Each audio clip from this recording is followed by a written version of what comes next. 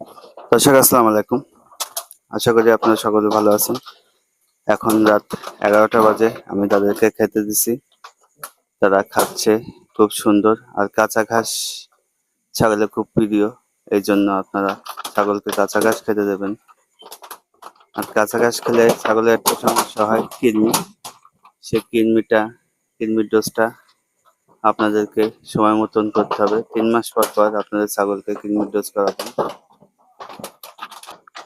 আর যেসব ছাগলের পেটে কৃমি নাই, কৃমি দমন করা হয়ে গেছে, সেসব ছাগলগুলি ঠিক এমন করেই খাইতে পছন্দ করে। কারণ কৃমি থাকলে খাবার রুচি থাকে না। এই জন্য আপনারা আপনার ছাগলকে আগে কৃমি দমন করবেন, তারপরে তাদের যত্ন নেবেন। কাঁচা ঘাস তাদের খুব প্রিয়, তাই খামার ব্যবস্থায় কাঁচা ঘাস আগে ব্যবস্থা রাখবেন। আমি বারবার আপনাদেরকে একটা কথা বলি, যে খামারই করেন না কেন, ছাগল অথবা গরু, আগে ঘাসের ব্যবস্থা করবেন, তারপর খামার করবেন। কারণ ঘাসের কোনো বিকল্প নাই পশুপালনে।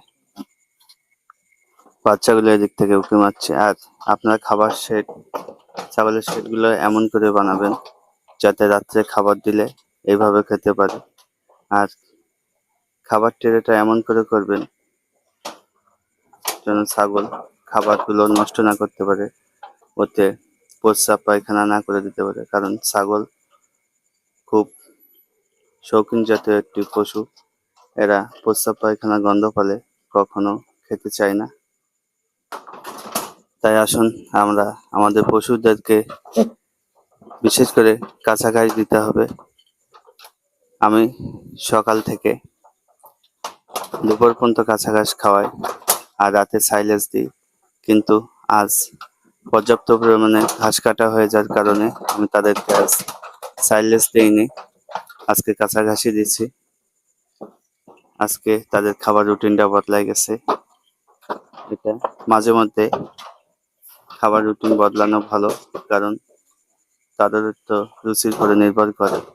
সবসময় তো একরকম রুচি থাকে না সব প্রাণী, তাই বদলাই খাবার দিতে হবে। কখনো সাইলেজ, কখনো কাঁচা ঘাস, কখনো জার্মান, কখনো নেপিয়ার, আবার বাজরা ঘাস, বিভিন্ন জাতীয় ঘাস তাদেরকে এইভাবে দিতে হবে যাতে তাদের রুচিতে কোনো সমস্যা না হয়।